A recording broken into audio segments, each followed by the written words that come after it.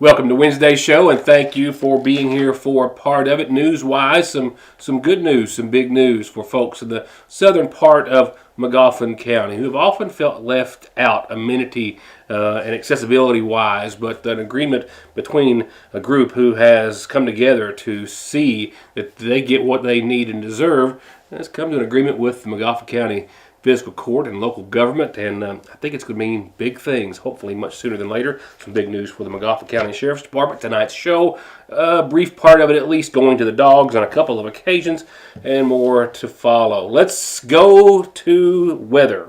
By the numbers. 9 inches of snow, minus 8 degrees at mine and a lot of your houses this morning.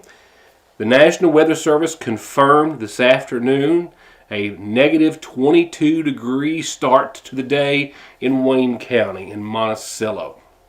Minus 22. Not a wind chill, a minus 22. I can recall back in the 80s a minus 30 degree low reading here in Magoffin County growing up as a kid and teenager. And man, that's brutal. And some more numbers, 2 to 5 inches right now. That's where we're going to fall for expected snowfall tomorrow night into your Friday. A lot happening in your weather. Also, this next snowfall is also going to be maybe a bit more of a mix than what the last one was. Some changes there to tell you about, as of course we have a winter weather advisory already in place for tomorrow. More on that in just a few seconds. Few items of housekeeping, so to speak. No school in Magoffin County tomorrow and Friday. They'll be closed. Tomorrow's an NTI day. Friday's just a good old-fashioned snow day. Morgan County closed Thursday and Friday, both NTI days. Johnson County schools closed Thursday that I know of. It'll be NTI day number 2. Lawrence County out Thursday for another NTI day as well. Big Sandy Community Technical College operating virtually on all campus locations tomorrow. And I've got some other announcements coming up in our calendar in just a few moments. Before we go to our break and come back for local headlines, Congressman Hal Rogers, in case you're unaware, was injured in a car crash in Washington and is still recovering, as I understand. He released an update earlier today. My apologies. Can't shake it. And if I wait till the cough quits, I won't do a show. Nevertheless, the Dean of the House is making some marked improvements after being injured in a car crash last week. He has moved on to physical rehab to assist with recovering from a back injury that he sustained in the crash. He's recovering from the crash. He's made satisfactory progress. Doctors have released him from the inpatient hospital. He will have physical therapy. He's going to have to wear a back brace on and off for some time until he gets his strength back, but is recovering quite well, we are told, and glad to hear. Good news for not just the southern part of Magoffin County, but for our county as a whole, I can certainly say, as was presented during last night's Magoffin County Fiscal Court meeting. I'll have that next. An incredible group of furry friends is heading to the Mountain Arts Center. The Canine Stars Stunt Dog Show brings together world-class trainers and their adopted dogs. They've amazed audiences on shows such as America's Got Talent, Nickelodeon Unleashed, and American Ninja Warrior. These remarkable rescue dogs have transformed from shelter pets to rock stars. Join us on Saturday, February 3rd at 3 p.m. at the Mountain Arts Center in Prestonsburg, Kentucky for the Canine Stars Stunt Dog Show. We'll see you there. You've seen the forecast, right? You know what season it is, so it is time to get ready. With New Year deals that are worth up to $200 off a new set of tires, and get your car running like new with only a $35 state-of-the-art computer diagnosis, and save all the payments for later with 6 months same as cash at Conley Tire and ConleyTire.net. Cooked cabbage is back at your Sagersville Lee's, and so is the low-carb plate. I mean, yes, you can call it a low-carb plate because it is. There's barely any carbs in it, but it's also one of the tastiest meals we've got.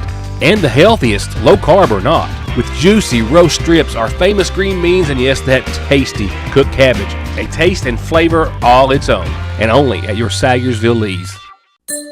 Appalachian Wireless is not slowing down in the new year. In fact, this deal went so well, it's still going on. An iPhone 13 128 gig for a penny with a 2-year contract on the Mix and Match or Unlimited plan, new or renewed line. This is literally while supplies last. 1 penny for an iPhone 13 128 gig. Terms and conditions do apply. See Appalachian Wireless for complete details. A new year, a new you, and a new device. We are you. We are Appalachian Wireless.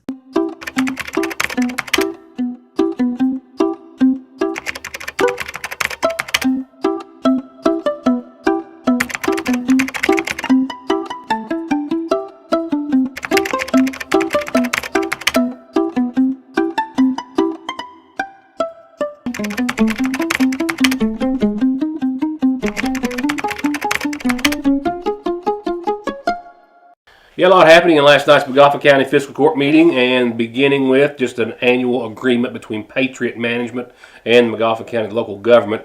Patriot is the one that bought NetCare. NetCare was the most recent ambulance service, of course, to take up shop here in McGoffin County a couple of years ago now, I guess. And it's an annual agreement, no changes. They will be operating on the McGoffin County Ambulance Need license, which they did obtain, which requires the company to have one ALS and one BLS unit operating in McGoffin County at all times.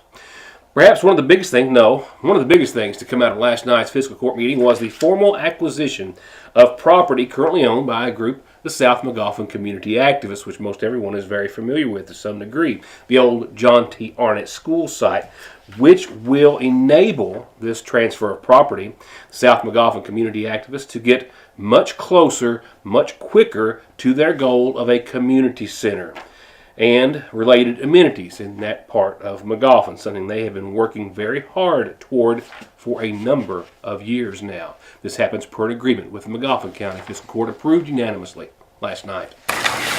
Basically, that nonprofit 501c group had acquired the property from a private donor who bought it when it went up for sale. They've been trying to improve the property, but they just don't have the resources needed to get it where it needs to be.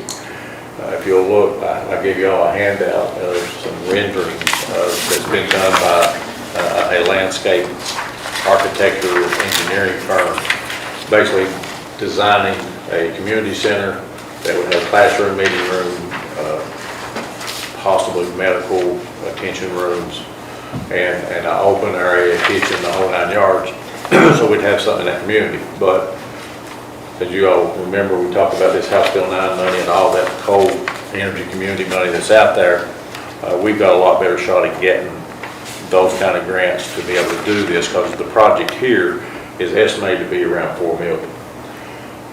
So a 501c3 group like that, probably their ability to be considered a going concern to be able to operate it for an extended amount of time may be in question, may cause it not to be able to get a grant, whereas county government could. So Travis, county attorney, and I went up and met with them a couple weeks ago, and we've agreed to terms on them transferring the property to the county. We take ownership, we start applying for grants. I've already sent this to the grant writer. They may have identified some grants possibly to complete this project. But we'll take possession and start applying for grants. In turn, they will have exclusive use of that building that's up there now that they meet in, that their little kitchen's in, and that will be theirs on a lease for him. As we do in the government, we lease things to groups on a 99-year lease, and once if they go defunct, then it transfers back to the county. And we also have the understanding that if we get this community center built, that they may move into a room in there to conduct their business and deal with that building then, but that's on down the road. But basically what this is them deeding us the property. Deed's already been drawn by the county attorney. They've looked at it, they're okay with it. The lease, which is the next item on the agenda, they've seen it too. And I think everything's good to go with it. There may be a couple little tweaks, but what I'm asking for us to do is to take this deed and execute it and take that property, and then we'll turn and go to the next item to be able to let lease. Well, this is just a win-win situation. I think so. That community, once the school closed, it lost its identity. Yeah. That community did, and that happens a lot because typically the schools out in rural areas, that's their only connection to government is a school. Yeah. When that left, that's tried to happen with fire departments and those things, because we've seen those pop up after the schools closed. But I think this will give us the opportunity to have something up there in that end of the county where they're not underserved, they're unserved. They don't have anything up there. Have to drive to Floyd County or all the way to Royalton to get gas. So I think if we can get, that will strengthen applications too to get a building built up there. And if we can get this all in place and get those grants and get us community center up there, I think that will help that end of the county possibly get some kind of businesses and gas stations and those things. I mean, that's the hope. But again, medical services, have clinics up there. They'll have a place where they could recreate, because I think if you look at those designs, we'll have another park like we do at Half Mountain. We'll have one up there. We'll make it top shelf. We won't halfway do anything. And that end of the county is just as needy as all the other ends of the county, and have something within a reasonable driving distance. The agreement will allow the South Magoffin community activists to have as much involvement as they so choose as far as the operation and such of the facility, with the county covering anything that they don't want to do, and of course including insurance and utilities and other operational costs, with the judge saying this is not a want and a dream, but this indeed is a need for that portion of the county. With South Magoffin County community activists' wish list, including a 1,500 square foot medical clinic as part of the facility, a kitchen, a classroom, a community room, and more, all in about a 5,500 square foot building, with, of course, a county park and other amenities attached. And Heather is going to have more on this development in tomorrow's edition of the Sagersville Independent. In other developments in last night's meeting, the old Ivy Point portion of 460 was transferred over to Magoffin County from the state. The old road, as you will, or at least a portion of it that is still there, will be blocked off, but it is being kept in place to allow access to service utilities that are still in place in that portion of the county. There was also a few moments taken to make several appointments to, I believe, a total of 4 or so separate boards within the county. The Sagersville Housing Authority, as I understand it, and the way the board members are, we have four further bylaws, and there's 2 Democrats and 2 Republicans. So here's my recommendations, and I'll be needing a motion. I want to appoint as one of the Democrats, David Van Hoos, 4-year term through 1928. Reappoint Republican John Sharp, 4-year term through 2/1928, and appoint as a Republican Jeremiah Cody Prater for the remainder of that current term through 2/1926, and just affirming that Manuel Howard has been appointed for the remainder of the current term through 2/1926. Do I have a motion? I'll make a motion. I have a motion. Do I have a second? Second. Made and second. Any discussion? All in favor, signify by saying aye. Aye. Motion passes. On the park board, the reigning park board, reappoint Jimmy Salyer to 4-year term ending on January the 1st, 28. Appoint Brad Eastaff for the remaining term through January the 1st of 2025, and affirm that Chuck Ward will be there through the remaining amount of this term through January the 1st, 2025. Do we have a motion? I'll make a motion. We have a motion. Have a second. Second. Made and second. All in favor, signify by saying aye. Aye. Aye. Motion passes. On the ethics board, I need to reappoint Grover Arnott through 12/31/28, and reappoint Lucinda Fournette through for the remainder of that term, because we were supposed to have done it last year, through 12/31/27. We have a motion. I'll make a motion. Motion. Have a second. I'll second. Made and second. Any discussion? All in favor, signify by saying aye. Aye. Motion passes. Final one is on the health department. Terry Lovely is on there. She's been on a couple of terms. It's a 2-year term. Hers ends in February, and there'll be an appointment for Terry Lovely, 2-year term through February 15th of 26. Have a motion. I'll make a motion. Have a motion. We have a second. Second. Made and second. Any discussion? All in favor, signify by saying aye. Aye. Motion passes. All right. As far as my comments go, first, I'd like to say that it was definitely bad news, sad news to hear of the former sheriff Carson Montgomery passing. He was a 3-term sheriff. We never like to hear things like that, but given the short amount of time, I think fiscal courts typically do resolutions honoring him, and I think we can do that at the next meeting. Again, a 3-term sheriff, that's only happened once before in the county. That's a hard feat to step on a lot of toes being sheriff. So our condolences and prayers go with the family. And again, like I said, we'll try to do a resolution at the next meeting.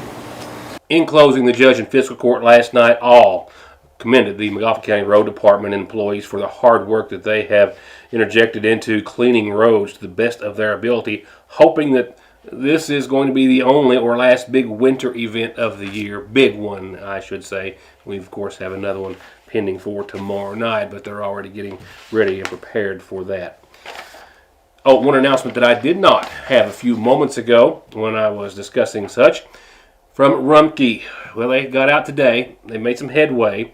They were able to get main roads only for now Monday, Tuesday, and Wednesday customers. Tomorrow, they will be running. They will be doing the main roads for Thursday customers tomorrow. And if they get done, because they're not doing all the Thursday customers, just those on the main roads, they'll start Friday main road customers tomorrow. Transfer station will be open tomorrow from 8 until 4, and they're hoping next week to, as aren't we all, to get back to normal. And they say they apologize for the inconvenience, but say there's simply no need to call and let them know if they've missed you. They've been keeping very good records of the roads they have not been able to get your garbage. They will make up for it next week as soon as possible. Here's the rest of tonight's announcements via the McGoffin Farm Bureau calendar for this evening.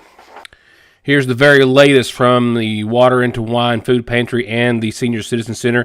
The Water Into Wine Food Pantry will be closed until this Monday. There will be no Senior Commodity Day tomorrow. All of that will be reset or rediscussed at a later time.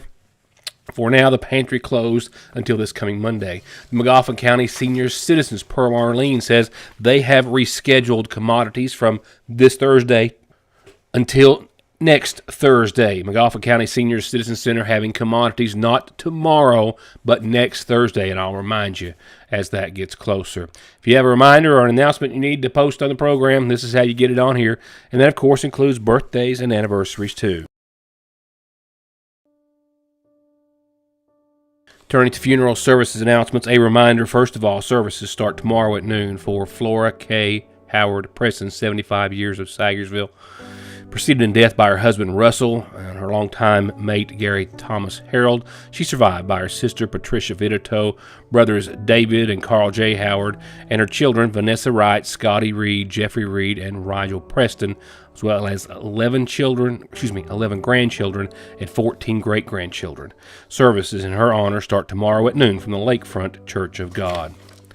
Services start Saturday at 1 for 69-year-old Billy Joe Reed of Paintsville, formerly of Sagersville. He passed away Tuesday of this week at the Prestonsburg Health Care Center.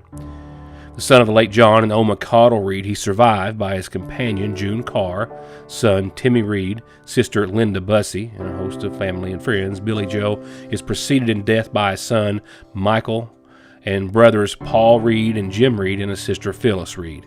Services in his honor start Saturday at 1 from the McGoffin County Funeral Home. Visitation will be this Friday from 6 to 9. At Jones and Preston in Paintsville, 84-year-old Pauline Webb Adams of Staffordsville passed away on Sunday. Survived by a son, 2 daughters, a daughter-in-law, 12 grandchildren, 19 great-grandchildren, and a special nephew and niece. Services in her honor start next Tuesday at 1 from the Jones and Preston Funeral Home Chapel. Friends can visit Jones and Preston from 5 until 8 5 to 8 Sunday, and from 9 in the morning till 8 p.m. Monday, and then 11 a.m. until services start Tuesday at 1. In lieu of flowers, memorial donations are requested to the Little Paint United Baptist Church through Jones and Preston. And lastly, 63-year-old Darrell Lee Baldwin of Paintsville passed away Friday the 5th, survived by 2 daughters, 3 brothers, 6 grandchildren, and a host of nieces and nephews and friends. Time of reflection will be rescheduled and announced at a later date.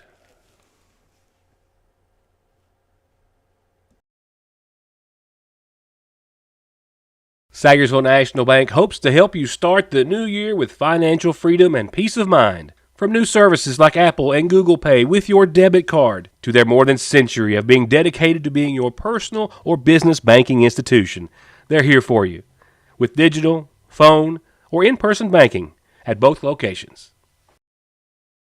Someone dies in the U.S. every 7 minutes from an overdose, and over half of the population gets or takes pills from a friend or relative. and about 46 million and counting are exposed to narcotics in their drinking water. So don't toss them, flush them, or leave them lying around. Safely dispose of your unneeded meds anytime at Parkway Pharmacy, where you can always talk to a pharmacist when you need one. Join us for the grand opening of the Johnson County Community Health Center on Thursday, January 25th, with an open house from 1 p.m. to 5 p.m. Enjoy free refreshments and register to win a prize by taking a tour of our new facility, including a big screen smart TV, Fitbit, and gift card. We are proud to offer family medicine, behavioral health, and an in-house laboratory. Patient appointments are available beginning January 29th. Call now. Big Sandy Healthcare. Quality care close to home. I believe in Kentucky. I believe in Kentucky. I believe in small town values. And mom and dad and the things they handed down. I believe some of the best people in the world are farmers. I believe in insurance that protects families, homes, and cars. I believe in always finding a way to do what you love. I am Kentucky. I am Kentucky. I am Kentucky.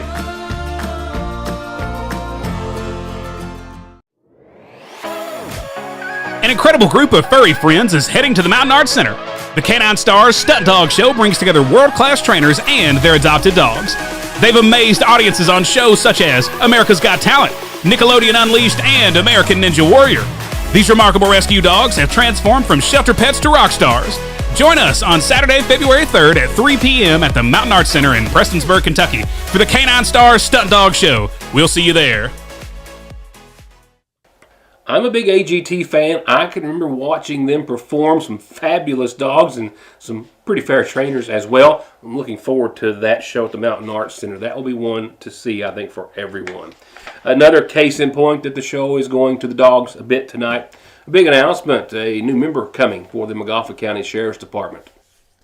She goes by the name Nitra, and Nitra is a 17-month-old European bred or bloodline, if you will, German Shepherd, who has been acquired by the Magafa County Sheriff's Department. This has been in the works now for a number of months, and new canine officer Donovan Watson is actually, as we speak, probably returning back with Nitra from picking her up, but only briefly in Magafa County, as they are departing in a day or so to Louisiana for a period of about 2 weeks, where he will officially be trained to handle and work with Nitra, who is already receiving very high accolades from all trainers that she has been associated with.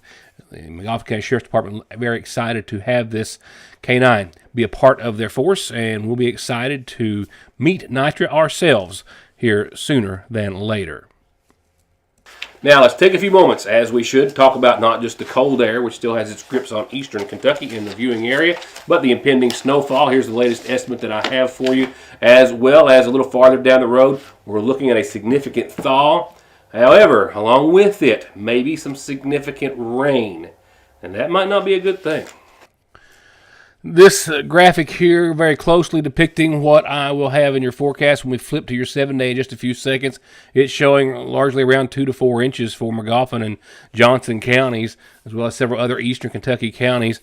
The timing of which depicted here, snowfall starting tomorrow evening for us. We'll see a pretty calm day tomorrow, but the timeline, as you can see, anywhere from around 6 to 8 starting to knock on the door, 7 to 9 an estimated time of arrival right now for snowfall here in the viewing area, or a little bit thereafter. This is after another cold one tonight. Now keep in mind, we're not going to be 8 below zero, which far exceeded where we thought we were going to be last night, right? But 11 degrees and a wind chill of about 2 when you factor in southwesterly winds anywhere from 6 to 15 miles per hour or so. So another cold night in the neighborhood, to say the very least, but calm as far as any precipitation is concerned. No snow. No snow tonight, but it's coming. Tomorrow, we will get close to 40 degrees. Temperatures are going to top out around 39 degrees. Winds will be southwesterly up to 17 miles per hour. Snowfall, maybe a slight chance of some flakes after 4 o'clock, but I think a little bit later than that, a few hours or so. We will see temperatures down to 27 tomorrow night. The timing of when all that moisture gets here and how quickly those temperatures drop will mean how we're going to see that precipitation fall. Could be some mix associated with this. Could be some mix and some rain at times before we do see snow. Right now, we expect to see the possibility of 1 to 3 inches of snow tomorrow night. Again, with a low of around 27, which means this will not be that dry, powdery snow. This will be a heavier, wetter snow. And again, 1 to 3 inches expected tomorrow night. And this still is not an absolute, and the weather never is, but still a lot of variables with this. Friday, snow following, continuing mainly up until 1 o'clock with another 1 to 2 inches of snowfall possible on your Friday. Temperatures are not going to go anywhere. 27 degrees for tomorrow night's low. They might inch up a little bit Friday morning, but they're going to quickly fall down, if they go up at all, to 24 by Friday afternoon or early evening around 4 or 5 o'clock or so. Again, another 1 to 2 inches. That puts 2 to 5 inches on the board there as far as potential snowfall, and that's what we're going to stick with at this hour. I'm not going to be totally shocked if we don't get in on a little more or even a little less. A little more, though, considering the pattern that we just saw. All this cold air is still so much in place.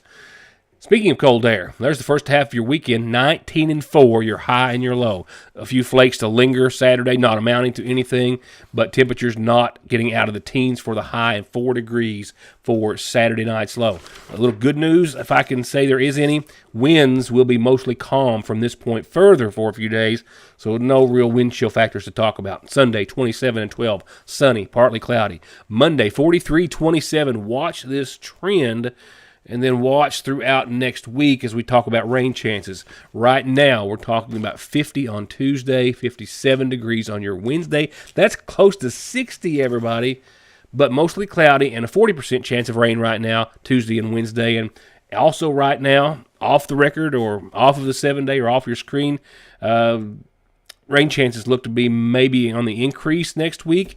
Could see some heavy rain. You have all of this melt, and you have some heavy rain, and you may have a problem. But we've got days to think and talk and maybe worry about it a little bit.